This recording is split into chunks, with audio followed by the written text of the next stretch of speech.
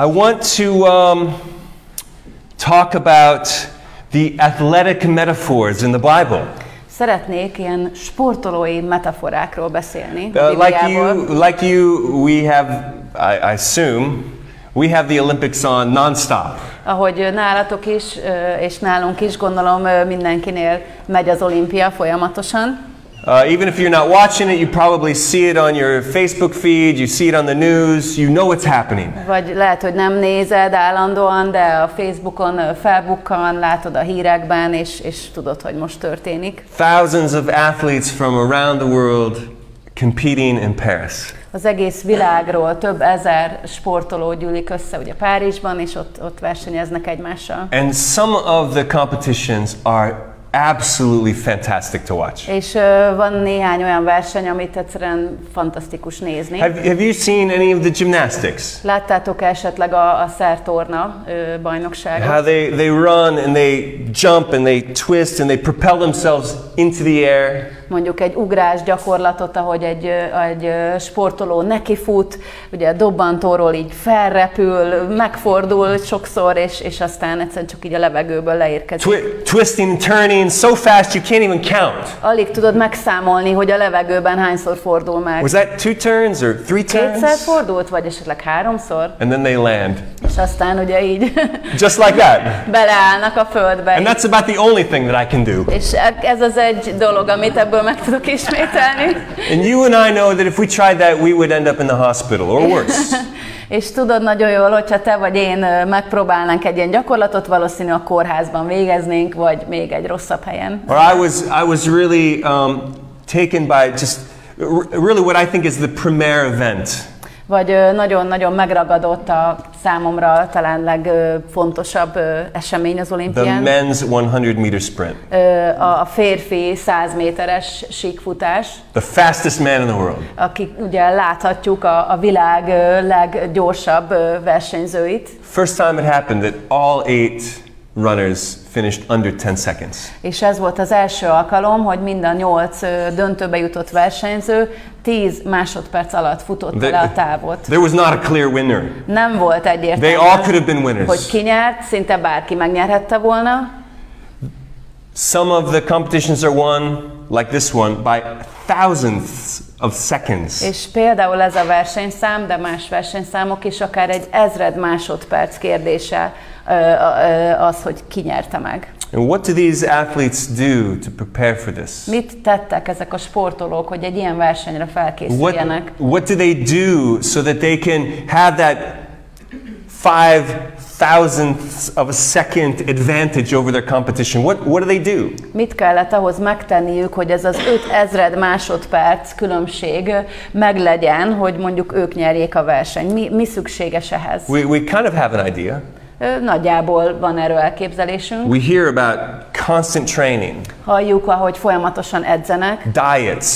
Különböző étrendeket alkalmaznak. Stretching and, you know, nyújtó cold baths and hideg fürdőt. Anything for an advantage. Bármit megtesznek azért, hogy ebből előnyt kovácsoljanak. Well, I don't know if you know this or not. Nem tudom, hogy ezt tudjátok-e. Paul must have been a sports fan. De lehet, úgy tűnik, hogy Pál is egy sportrajongó volt. Athletics was something that the Greeks really brought into society. A görögök behozták a társadalomba az atlétikát. And the Romans continued it. A rómaiak folytatták. And Paul must have, if not a fan, he must have been aware of the athletic world around him. És Pál lehet, hogy nem volt rajongó, ezt ugye nem tudhatjuk, de minden esetre tudatában volt annak, hogy léteznek ilyen sportágak, mint például az atlétika. Because he wrote about athletes a few places. Mert néhány helyen az igében írt a sportolókról. So I've given 5 of you passages of scripture. I think we're just going to read them all now, and then I'll make some comments. And we'll close. 5-ötöknél ott van egy ige, amit odaadtam, hogy kérlek olvassatok fel, és egymás után fogjuk ezeket felolvasni. I think we're going to start with who has the Philippians. Kinél van a Filippi ige? Zoli, állj föl, és hangosan. Köszönöm, Uram, hogy felolvastam a szent igédet. Filippiekhez írt levél 3. fejezet, 12-es és 12-től 14. sorig. 12-es. Nem mintha már elértem volna mindezt, vagy már célnál volnék, de igyekszem, hogy meg is ragadjam, mert engem is megragadott a Krisztus Jézus. 13. Testvéreim, én nem gondolom magamról, hogy már elértem. 14-es. De egyet teszek, ami mögöttem van, azt elfelejtve, ami pedig előttem van, annak neki feszülve futok egyenest a cél felé. Isten mennyei elhívásának a Krisztus Jézusban adott jutalmáért. Amen. Köszönöm. Köszönöm. Who's next? 1 Corinthians 9. Who has 1 Kinél van Corinthians az 1 9? Korintus 9? Az... Igen, ez Azaz. az. Aha. Köszönöm, Ingrid. Mindezt pedig az evangéliumért teszem, hogy én is részes társ legyek abban. Nem tudjátok-e, hogy akik versenypályán futnak, mindnyájan futnak ugyan, de csak egy nyeri el a versenydíjat? Úgy fussatok, hogy elnyerjétek. Aki pedig versenyben vesz részt, mindenben önmegtartóztató. Azok azért, hogy elhervadó koszorút nyerjenek, mi pedig azért, hogy hervadhatatlan. Én tehát úgy futok, mint aki előtt nem bizonytalan a cél. Úgy öklözök, mint aki nem a levegőbe vág, hanem megsanyargatom és szolgává teszem a testemet, hogy amíg másoknak prédikálok, magam ne legyek alkalmatlanná a küzdelemre. Köszönöm, köszönöm. Somebody has 1 Timothy chapter 4. Kinek van az 1 Timóteus 4? Ágata. Nyugodtan maradj ülve. Nehogy még egy balesetet nem akarok. Valaki ott, egy edző kell neki. Szóval 1 Timóteus 4, 6-tól 10-ig. Ha ezeket tanítod a testvéreknek, jó szolgája leszel Krisztus Jézusnak, hiszen a hit és az igaz tanítás igéjével táplálkozol, amelynek követőjévé lettél. A szentségtörő és vénasszonyos meséket pedig utasítsd el, inkább gyakorold magad a kegyességben, mert a test sanyargatásának kevés a haszna, a kegyesség pedig mindenre hasznos, mert megvan benne a jelen és a jövő, az élet ígéretek. Igaz beszédez és teljes elfogadásra méltó, hiszen azért fáradunk és küzdünk, mert az élő Istenben reménykedünk, aki üdvözítője minden embernek, de leginkább a hívőknek. Rendeld ezt el, ezeket és tanít. Nagyon köszönöm, köszönöm. Még 2 van, a másik Timóteus, szerintem Móni, neked van, ugye? Második Timóteus 2.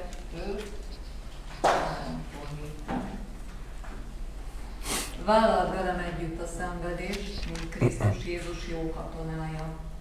Egy harcos sem elegyedik bele a mindennapi élet gondjaiba, hogy megnyerje annak a tetszését, aki harcosává fogadta. Ha pedig versenyez is valaki, nem nyer koszorút, hanem szabályszerűen versenyez. A fáradozó földművesnek kell először a termésből részesülnie. Gondolkozz azon, amit mondok, mert az Úr megadja majd neked, hogy mindent megértsd. Nagyon köszönöm. És van még egy Héber, vagy a zsidókhoz írt levél. Mégis olvasol. Köszönöm. Köszönöm. Azt mondja, Héberek 12, 1-2-3 is. Ezért tehát mi is, akiket a bizonyságtevőknek akkora fellege lesz körül, tegyük le minden ránk nehezedő terhet, és a bennünket megkörnyékező bűn, és álhatatossággal fussuk meg az előttünk levő pályát. Nézzünk fel Jézusra, a hit szerzőjére és beteljesítőjére, aki az előtte levő öröm helyett a gyalázattal nem törődve vállalta a keresztet, és az Isten trónjának a jobbjára ült. Gondoljatok rá, aki ilyen ellene irányuló támadást szenvedett el a bűnösöktől, hogy lelkettekben megfáradva ellenségkedjetek. Köszönöm. Köszönöm. So I hope you heard some of the metaphors in there. Remélem, hogy hallottátok ezekben a versekben ezeket a metaforákat. Boxing, fighting, Ugye volt szó a boxolásról, küzdelemről, finish lines, volt szó a célvonalról, running. futásról. I've got six things I want to suggest to you. 6 dolgot szeretnék nektek elmondani. We're talking about the Olympics of heaven. Mondjuk a mennyei olimpiákról beszélve, úgy veszük. And you and I as athletes. És képzeljük el, hogy te és én vagyunk a sportolók. I told you it was going to be a difficult message. Mondtam nektek, hogy elég nehéz lesz ez az üzenet. Because we are a church that emphasizes the grace of God. Mert mi egy olyan gyülekezet vagyunk, akik az Istennek a kegyelmét hangsúlyozzuk. God is good. He's gracious. Isten jó és kegyelmes. Így van, And when it comes to your salvation, there's not a lot that you can do to make it happen. És ha az üdvösségről beszélünk, akkor nincs sok minden, amit te megtehetsz azért, hogy ez megtörténjen. The only thing we can do is add our faith. Igazából a hitünket tudjuk csak ehhez hozzáadni. We can say, Jesus, I trust you. Azt tudjuk mondani, hogy Jézus, bízom benned. I give you my sin, you pay for it. Neked adom a bűnömet, te megfizetsz ezért. Right? And then at the very end of our life, there's something called glorification when we go to heaven. És az életünk végén bekövetkezhet a megdicsőülés, amikor a mennybe kerülünk. There's very little that you can do Ezért is about that either. nagyon keveset tudunk mi tenni. All you got to do is die. Hát ehhez az kell, hogy ugye meghalunk. And when we're absent from this body, we're present with the Lord. És amikor ezt a testet elhagyjuk, akkor dicsőségben jelen vagyunk már az Úrral. So at the beginning of our Christian life and at the end of our Christian life, there are things that happen really outside of our control, outside of our effort. Tehát a keresztény életünknek a legelején és a legvégén, vagy hát földi életünk legvégén olyan dolgok történnek, amikért igazán nem tudunk mit tenni. Ez nem a mi erőfeszítésünknek a függvénye. But while we're on this earth, de amíg itt vagyunk a Földön, the Bible says that we're participating in something called sanctification. A Biblia azt mondja, hogy részt veszünk egy olyan dologban, amit a megszentelődésnek hívunk. Where we are being saved day by day from the power of sin. Isten minden nap, napról napra megment bennünket a bűnnek a hatalmától. And we are being transformed into the image of Jesus Christ. És átformál bennünket Krisztus képmására. And that's what Paul is talking about. És erről beszél Pál. He says that process of sanctification is like an athlete competing. Azt mondja, hogy ez a megszentelődés, ez a folyamat olyan, mint amikor egy sportoló versenyez. And this aspect of our salvation does take effort. És a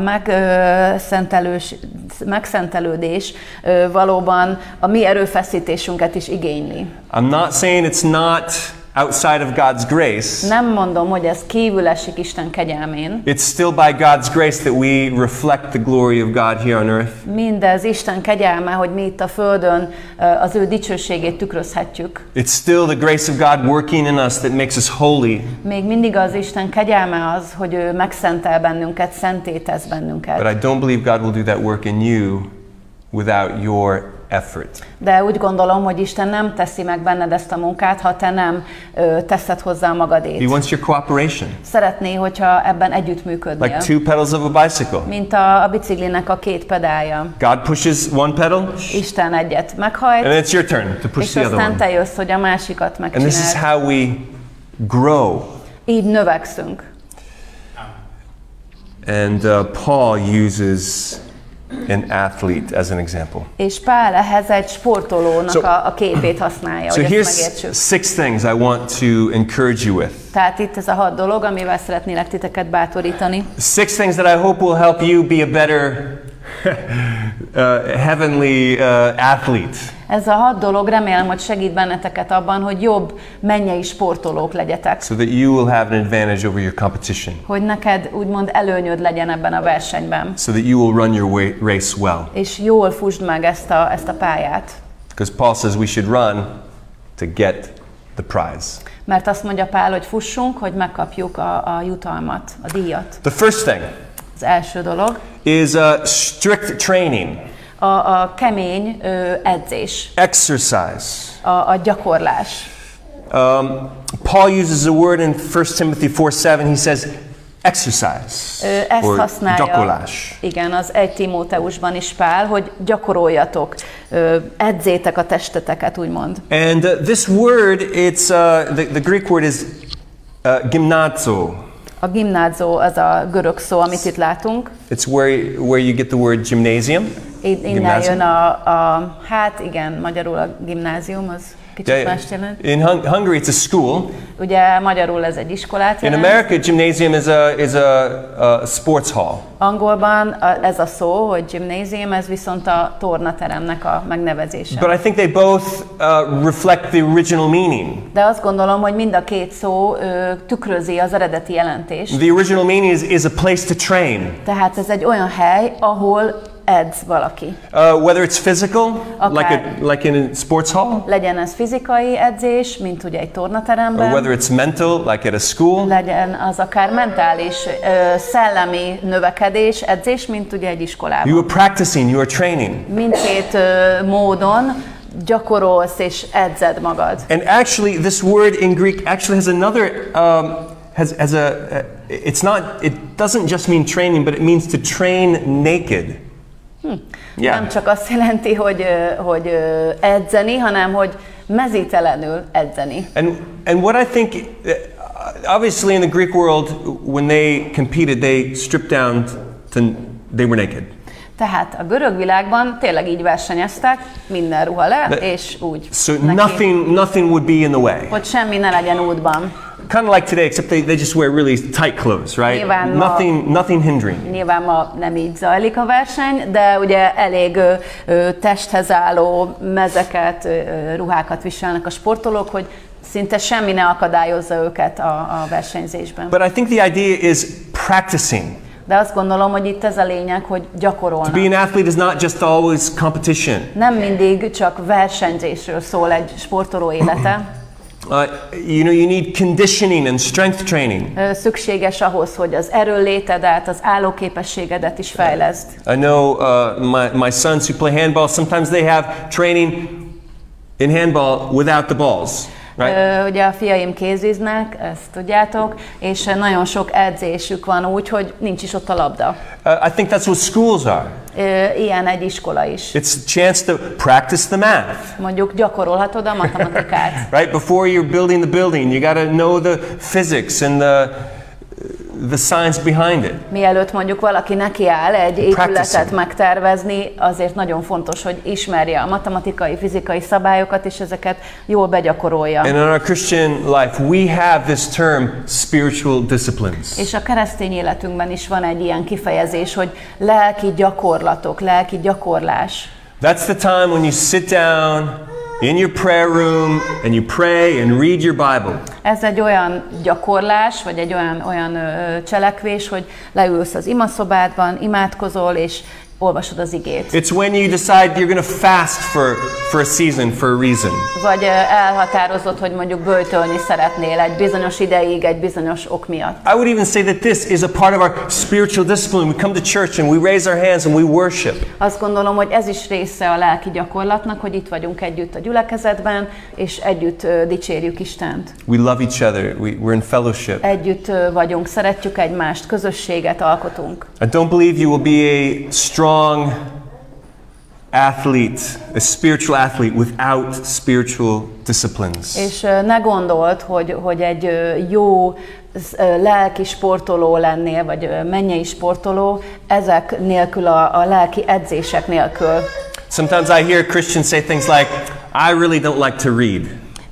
Vannak keresztények, akik azt mondják, hogy hát nem igazán szeretek olvasni. I don't worship. I don't pray very much because I always fall asleep. Nem nagyon szoktam imádkozni sem, mert mindig elalszom. Don't expect to win the prize. Hát akkor ne várd, hogy megnyered a díjat. You need spiritual disciplines in your life. Szükségünk van ezekre a lelki gyakorlatokra az életünkben.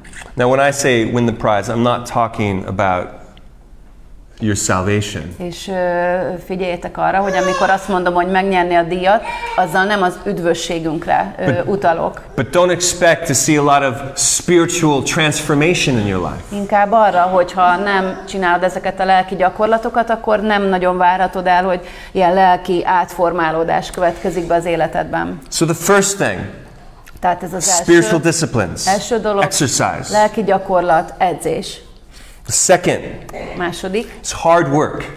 kemény munka. Hard work. Kemény munka. We do believe in the grace of God. Igen, hiszünk Isten kegyelmében. But the opposite of grace is earning. A kegyelemnek az ellentéte az, hogy megszolgálsz valamit, megdolgozol. Yeah, te érdemel. Kiérdemled, Like igen. you can't earn your salvation. Tehát nem tudod kiérdemelni, nem tudsz megdolgozni az üdvösségedért. No one gets to heaven and says, "Look what I did." Nem jut be úgy senki a mennybe, hogy vállon veregeti magát, hogy na, látod, mit csináltam? We all get to heaven and we say, "Look what he did." Mindannyian úgy kerülünk be a mennybe, hogy azt mondjuk, nézd, ő, az Úr mit csinált. You know what the opposite of hard work is? Tudjátok, hogy mi a kemény munkának az ellentéte? Laziness. A lustaság. They're not the same. Nem ugyanaz. Just because we believe in grace doesn't mean we shouldn't work hard. Azért, mert hisszük a kegyelmet, az nem azt jelenti, hogy nem tudunk keményen, vagy nem kéne keményen dolgoznunk. In 1 Timothy 4, Paul uses a word which is labor. Itt azt a szót használja Pál az 1 Timóteus 4:6-ban, hogy munka.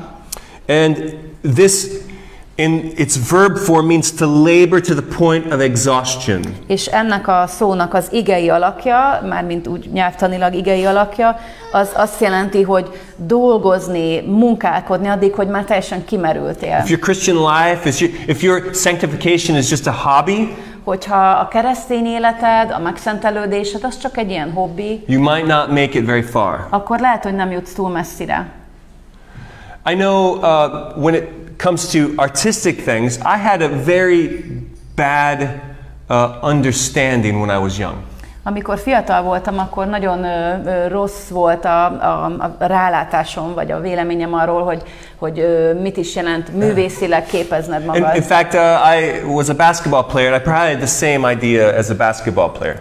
Én régebben kosaraztam, és valószínűleg úgy néztem erre is, mint a kosarazásra. I thought that either you had it or you didn't. Arra gondoltam, hogy valakiben vagy megvan a tehetség, vagy nincs. I thought you were either born that way or you weren't. Vagy így születtél, vagy nem. But now I know how much hard work you have to add to the gifting that you have. De most már tudom, hogy ha valakinek van is tehetsége, milyen iszonyatos munkát kell belefektetnie. Those people who, write lots of songs and create art. Tehát a művészek is, akik nagyon sok dalt írnak, vagy bármilyen művészi alkotást készítenek el. They do it because they're not waiting for the muse.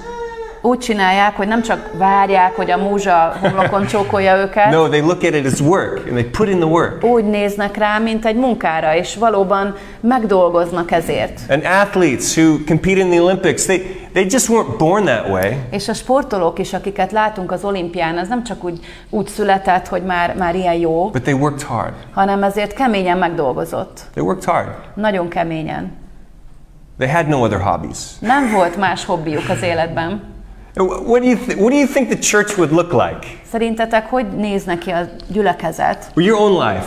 Vagy a te saját életed? What would the church look like if all the believers they looked at their own sanctification as work? This is something I got to work hard at. Hogy néz neki az egyház, hogyha minden hívő azt gondolná, hogy az én megszentelődésem az annyira fontos, hogy ebbe így úgymond mindent beleadok, ezért nagyon sokat dolgozom.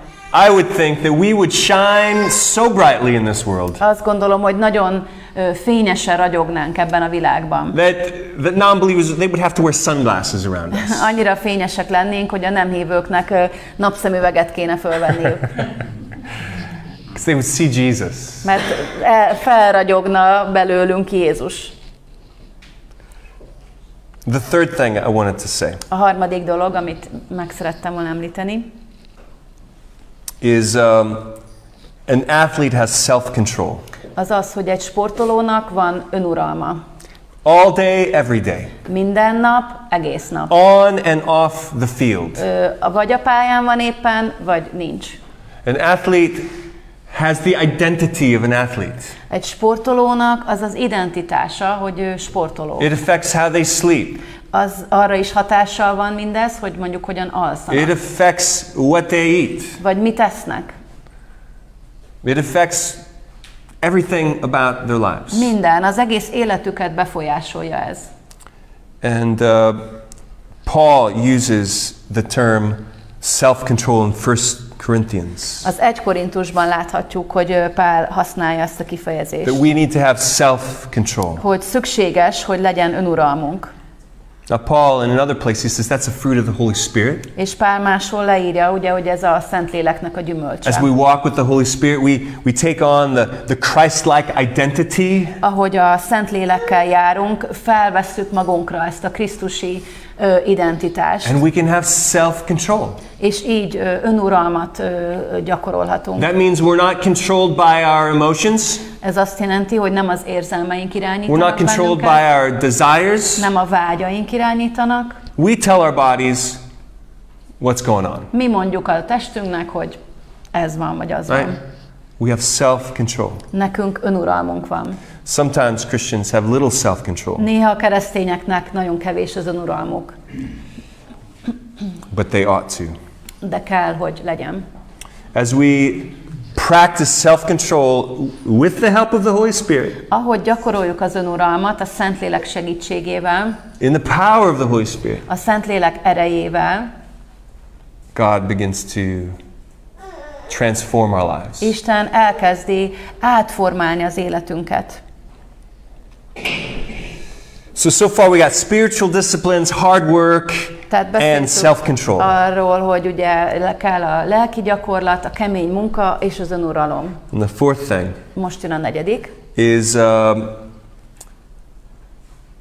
steadfast obedience, A kitartó engedelmesség. and particularly to the rules. Főleg a szabályokat illetően. There's no cheating. Nincs csalás. We need to follow the rules.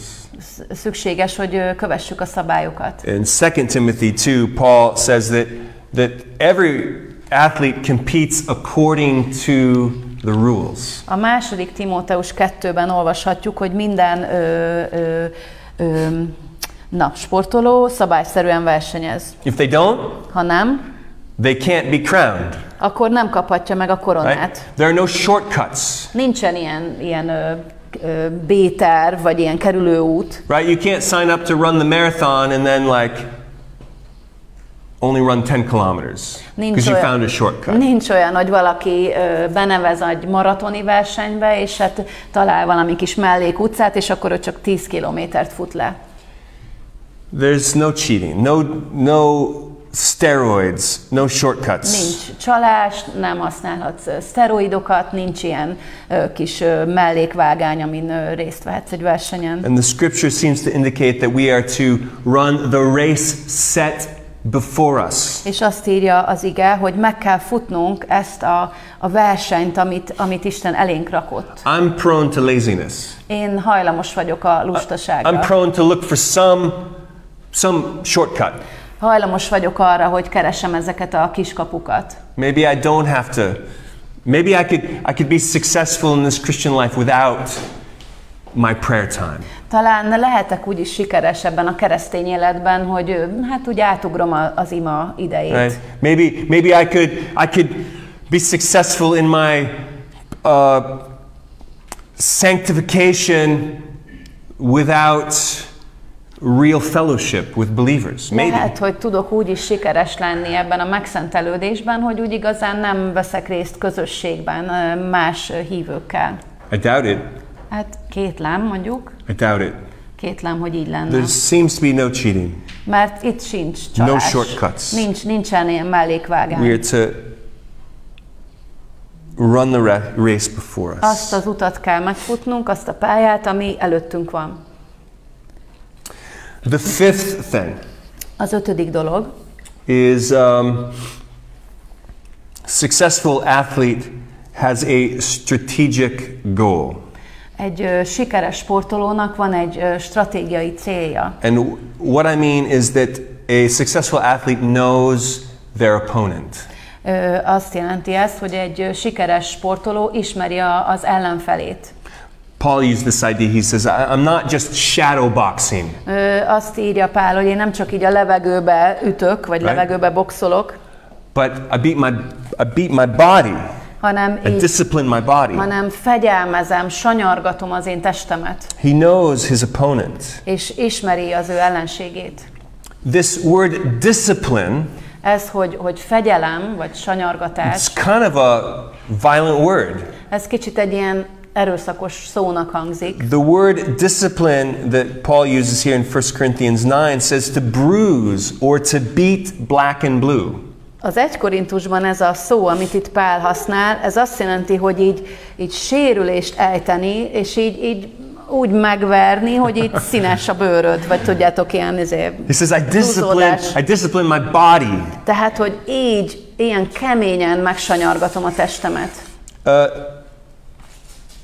We have this metaphor of an athlete. Van ugye ez a metaforánk egy sportolóra. We're talking about the opponent. Beszélünk az ellenségről. Who do you think the opponent is? Mit gondoltok, ki az ellenség? See, sometimes we think that the opponent is other Christians, that we're racing against other Christians. Néha azt gondoljuk, hogy az ellenség, vagy ellenfél, ugye sportban, egy másik keresztény, vagy másik keresztények, akikkel nekünk versengnünk kell. Those are the religious people. Ezek a vallásos emberek. Pushing their brothers and sisters down so they can get to the finish line quicker. Más testvéreket lenyomnak azért, hogy ők tépjék át a célszalagot először. Paul is giving us this metaphor of competition, but our opponent is not our brothers and sisters in Christ. Pál használja ezt a metaforát, ugye, hogy vannak ellenfelek, de ezek az ellenfelek nem a testvéreink Krisztusban. Sometimes we think that the world is our opponent. Néha azt gondoljuk, hogy a világ az ellenségünk. Now, I've told you many times that yes, the world system is an enemy. Igen, ezt többször elmondtam már, hogy valóban a világnak a rendszere az valahol egy ellenséget jelent. It wants to distract us, trip us up. Szeretne minket eltéríteni a célunktól, és így botlást okozni. But your neighbor is not your opponent. De konkrétan mondjuk a szomszédod az nem egy ellenfél. Your boss at work is not your opponent that you're fighting against. A munkahelyeden szintén nem az ellenfeled, hogy vele kéne harcolnod. Who's our opponent? Akkor ki is a mi ellenfelünk? Paul said he disciplines his body. Pál azt mondja, hogy fegyelmezi, sanyargatja az ő testét. He beats his body black and blue. Annyira keményen küzd, hogy zúzódások vannak a testén. Now, we're not masochists. Persze ez nem egy ilyen mazochista gondolkodás. But Paul says my opponent is my flesh. De itt Pál azt mondja, hogy az én ellenfelem, az én ellenségem a testem. And there can only be one winner. És csak egy győztes lehet. Paul in other places, he says the spirit and the flesh are at war with each other. Azt mondja Pál egy másik igében, hogy a szellem és a lélek, és a szellem és a test, elnézést, egymás ellen harcol. The flesh never supports good spiritual decisions and practices. A testünk Never. soha nem támogatja azt, hogy mi jó lelki gyakorlatokban veszünk részt. Soha. Right? The impulse you get from your body is like, you should eat something. Milyen gondolatok jönnek rögtön a testedbe ilyenkor, ugye, hogy hát kéne valamit enni. But not that healthy stuff you gave me last time. Give me something good. De ne azt az egészséges ételt fogyaszd, mint a múltkor, valami jót inkább. Gazdag, rich, valami jó kis gazdag és édes. Right, that's the impulse we get from our body. A testünk ilyen Our body says, vágyik. you deserve a nap. Szükséged van egy kis szundikálásra. The impulse from your body says, you need to make your life more comfortable for me.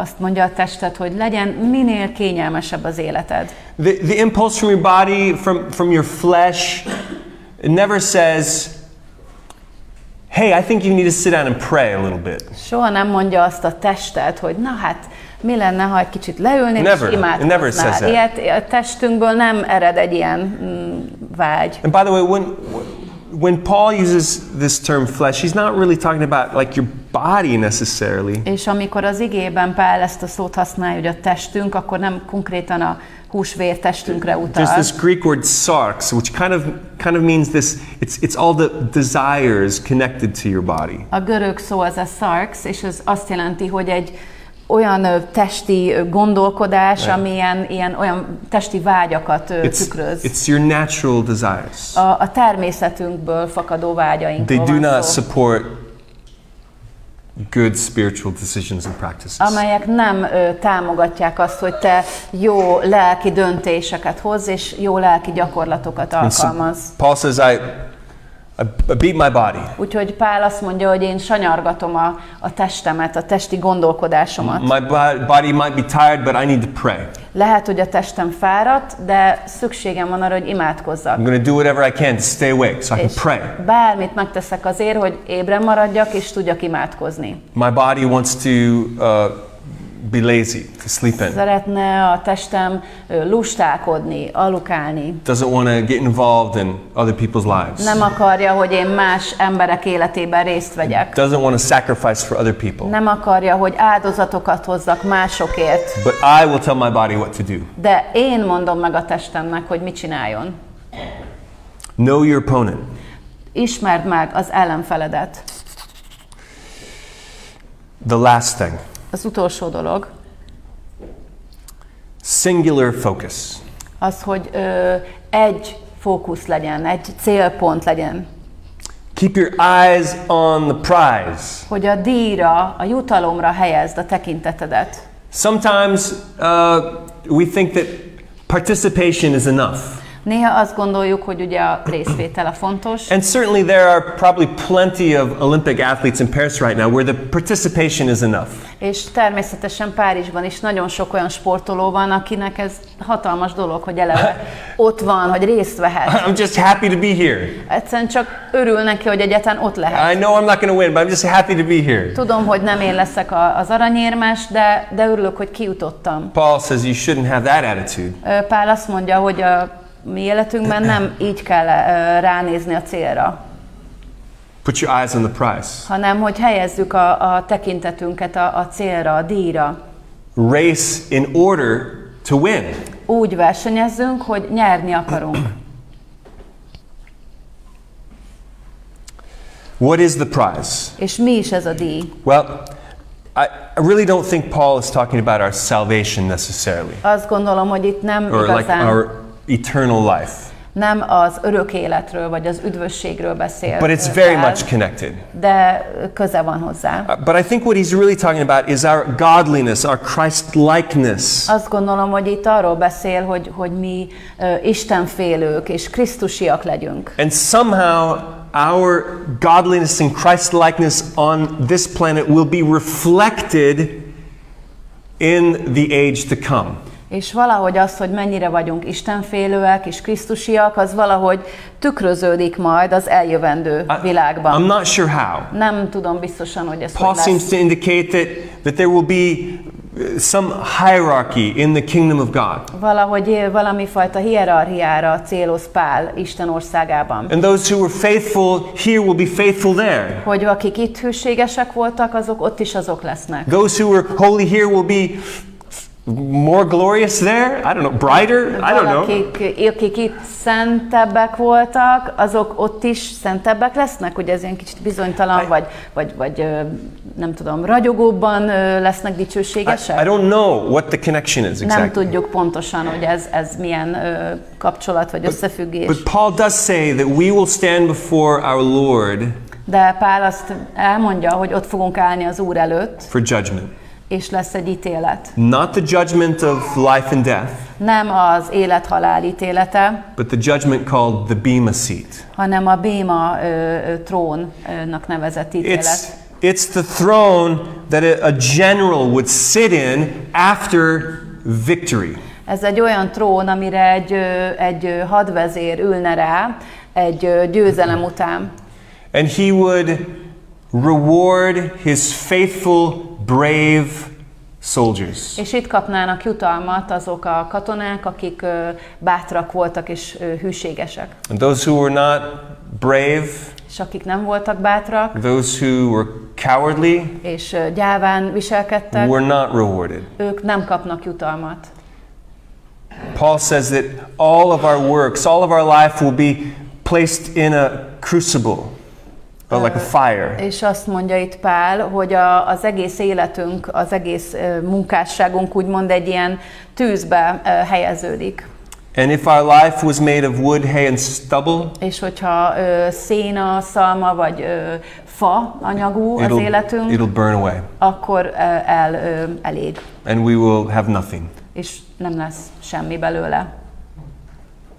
But if what we bring to the crucible is precious stones and gold and silver, De ha ebbe az olvasztó tégelybe drága köveket, aranyat és ezüstöt helyezünk, it will survive.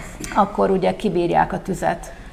Again, I don't have all the answers for what this life means in the next. I don't. És tényleg higgyétek el, hogy nincs meg az összes válaszom, hogy ez pontosan hogy fog zajlani, vagy milyen lesz ez az örökké valóságban, ez a jutalom.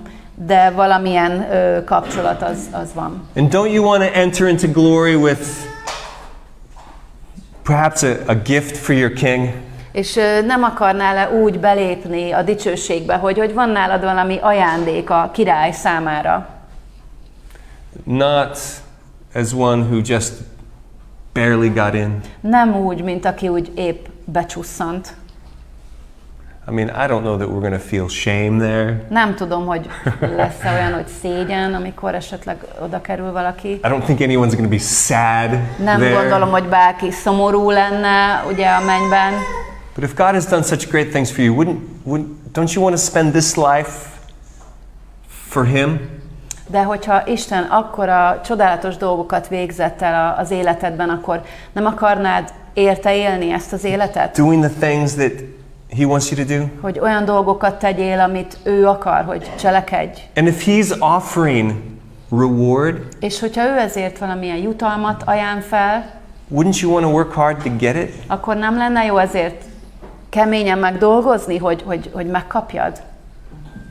I mean, a lot of times we as Christians, we don't talk about the rewards of heaven. Sokszor keresztényként nem beszélünk ezekről a mennyei jutalmakról. As if that's not humble. Mint hogyha ez nem lenne olyan alázatos dolog. Oh, I don't need any reward. I'll just be happy to be there. Hát nem baj, hogyha én nem kapok jutalmat. Én örülök, hogyha egyáltalán bejutok. But God in His wisdom is offering you reward. De Isten az ő bölcsességéből felajánlja nekünk ezeket a jutalmakat.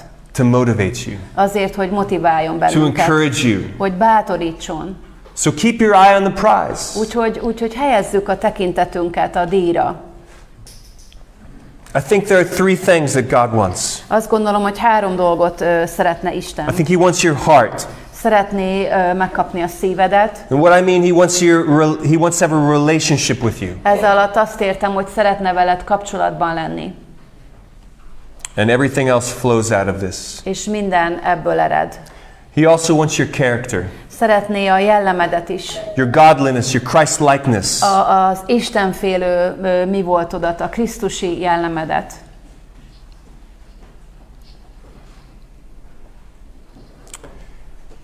And the third thing He wants is your service. A harmadik, amit ő szeretne tőled, az a szolgálatod. Until the race is over. Amíg a verseny véget nem ér. We cannot escape the fact that God wants our hands and our feet and our eyes and our ears. Nem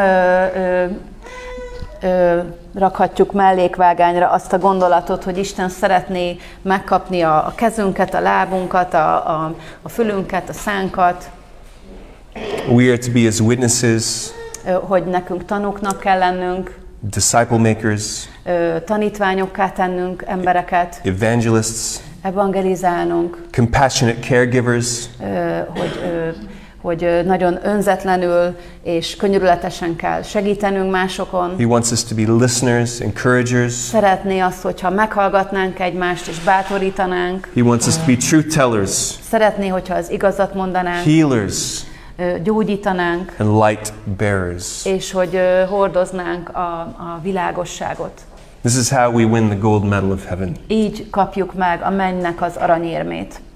I don't know what exactly the path is He wants you to race, Nem tudom, hogy pontosan előtted milyen pálya áll, but I know that you need spiritual disciplines. de tudom, hogy erre szükséged van lelki You're going to gyakorlatokra. need to put effort. Szükséged van arra, hogy erőfeszítést tegyél You're bele. going to have to know the rules. Szükséges az, hogy ismerd a It's going szabályokat, to have to be a part of your identity. hogy a része legyen ez az identitásodnak. You're going to need to know your opponent. És kell, hogy ismerd az ellenfeledet. And you need to keep the eyes, your eyes on the prize. És szükséges, hogy a szemedet a jutalomra helyezd.